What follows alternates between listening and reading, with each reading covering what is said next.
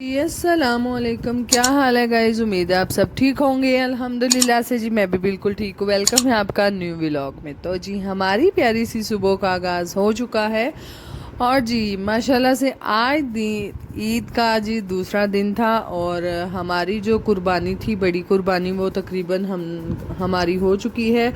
और जी अब टाइम था गोश्त को बांटने का और गोश्त को संभालने का। तो सबसे पहले जी सारा गोश्त जो है वो घर लाया गया था।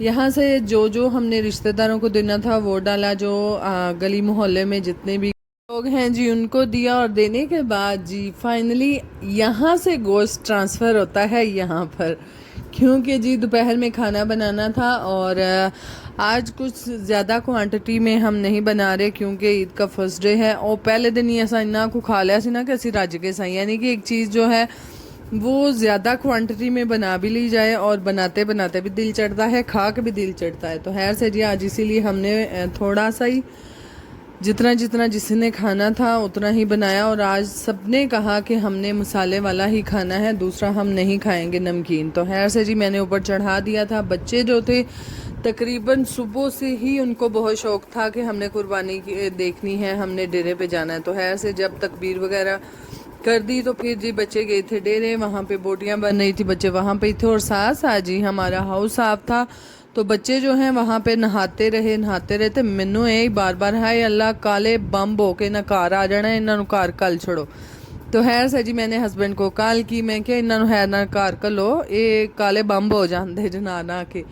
तकरीबन 2 से 2.5 घंटे हो गए थे, बच्चे अभी भी हाउस में से निकलने का नाम नहीं ले रहे थे। पर तो फिर पता ना, जाहिर है बच्चों को जब तक मना ना करें वो उसी काम को करते रहते हैं। तो खैर से बाल भी नहा रहे सन। तो खैर बच्चे जैसे ही घर पर आए, मैं तो एक बार डांट लाई क्योंकि मोहम्मद की आंखें अच्छी खासी रेड हो चुकी थी और ये पानी के अंदर जाके आंखें खोलता है, जो कि इन्फेक्शन हो जाता है और वैसे भी इसकी आंखों के लिए अच्छा नहीं है। इसको हर दफ़ा ही ये मसला होता है।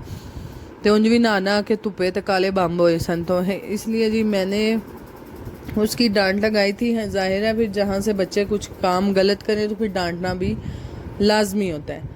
तो खैर यहाँ पर जी कह रहा था, नहीं मामा मैं वो मुझे ना मसला है, वो अंकल कह रहे थे नहीं ये तुम्हारे साथ प्रॉब्लम है तो तुम दिखाओ। मैं क्या साल है तू, मैं क्या इदू पहला प्रॉब्लम कितने जाती है, ਜਦੋਂ ही तू पानी च नहाए अखा विच पानी दे खोलना तो तेरे नाल प्रॉब्लम होंगी है।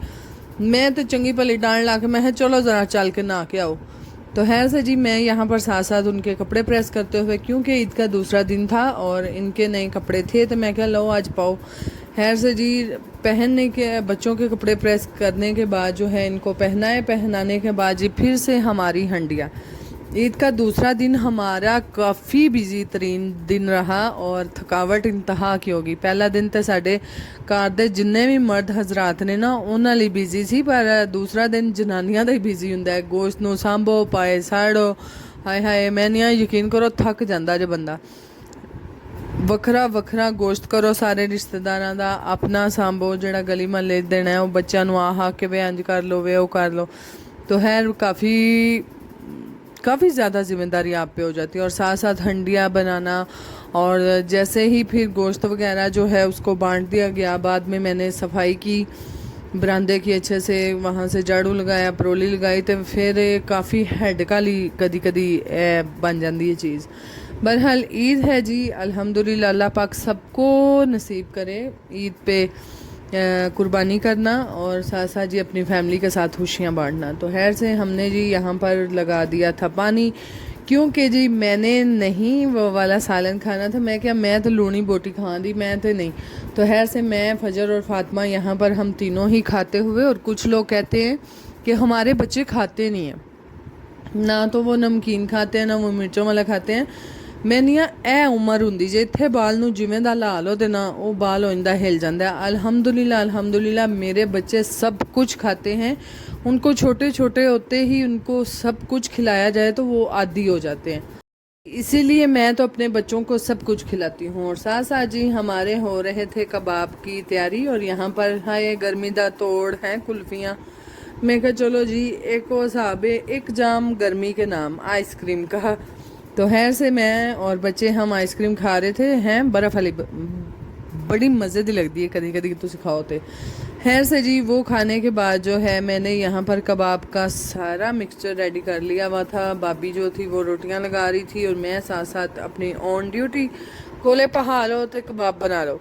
तो खैर से जी आज सेकंड डे जो है पुप्पो ने आना था और पुप्पो लोग भी आ गए थे, बड़ी पुप्पो और साथ में भाई फिर से आए। और फजर वो साहब है ना बाल एक बार हिल जाए ना तो दूसरी बार वो ज़रूर काम करता है। भाई उस दिन इसके लिए गिफ्ट लेकर आए थे तो कह रही थी आज मेरा गिफ्ट कहाँ पर है। मैं कहती है तू पैड़ हिल गई।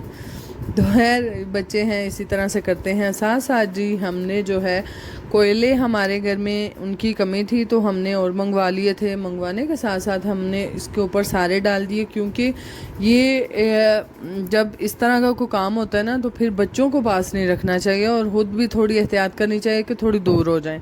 एक कोले उड उड के चंगियाड़े मार मार के दूर दूर तक डिगते सन। तो मैं क्या पुत्रा ये परा हो जाओ, ये ना होवे जिन्ने भी तुसा कपड़े पाए ने ना मोरियां करन दे।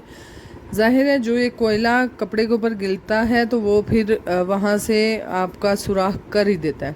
तो खैर मैंने बच्चों को दूर हटा दिया और हवा देती रही। साथ साथ हमने रोटियां लगा ली थी जब तक ये गर्म हो रहे थे। और रोटियां लगाने के बाद जो है हमने यहाँ पर तैयारी कर दी। और जी हमेशा से जब भी हमने इस तरह का कोई प्रोग्राम बनाया यकीन करो एक वक्री वाइब होती है। यानी कि आप अपनी फैमिली के साथ रिश्तेदारों के साथ इस तरह का अगर गेट टुगेदर करते हैं तो काफ़ी मज़ा आता है बनाने में भी और खाने में भी। तो खैर हांडी तो असी रोज़ दिहाड़ी बनाने हैं, वो तो कोई नवी गल नहीं होंगी। बहरहाल इस तरह का अगर आप कोई घर में प्रोग्राम रखते हैं तो वो काफ़ी मज़ा आता है और बच्चे भी इंजॉय करते हैं, साथ साथ आप भी करते हैं। तो खैर इसी के साथ साथ जी हम भी इंजॉय कर रहे थे। और यहाँ पर जी मेरा यही था कि मैंने पेस्ट बनाया था गोला कबाब का और मेरे हस्बैंड से वो प्रॉपर ऊपर लग ही नहीं सारा, बार बार कह रहे थे ये नहीं चंबड़ दे, ये तू जेड़े बनाए ने ना ये काम होना ही नहीं। मैं क्या नहीं होएगा। तो खैर से जी मैंने जो 2-3 बनाए थे मेरे अच्छे भले उसके ऊपर रुक गए, यानी कि ठहर गए, वही डिगे नहीं थले।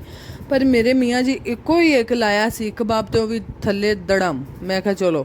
तो खैर से जी फिर बाद में उन्होंने बोला शिकंजों के अंदर छोटी छोटी टिक्कियाँ बना के रख लो और वो बना लो। तो फिर सारे के सारे हमने वैसे ही बनाए थे। हमने फिर ये नहीं कि हमारा बार बार ज़ाया होता गया। इसी तरह से जी ये हमने सारे के सारे कबाब जो हैं वो शिकंजों के अंदर रख के तो हमने बनाए थे और काफ़ी मज़ा आया था खाने में भी और बनाने में भी। हस्बैंड साथ साथ टिक्कियाँ बनाते जा रहे थे, मैं यहाँ पर कोयलों के ऊपर बनाते हुए। और इसी तरह से हमने अल्हम्दुलिल्लाह सारे के सारे कबाब हमारे रेडी हो चुके थे। बाद में खाना शाना रखा, सबने मिल बांट के खाया और काफ़ी मज़ा आया। और ये जब हमने कबाब बनवाए थे इसमें चर्बी की क्वांटिटी ज़ाहिर है रखते हैं तो हमने भी रखवा ली। और हमारा जो गोश्त था वो भी काफ़ी ज़्यादा ना ऑयली था।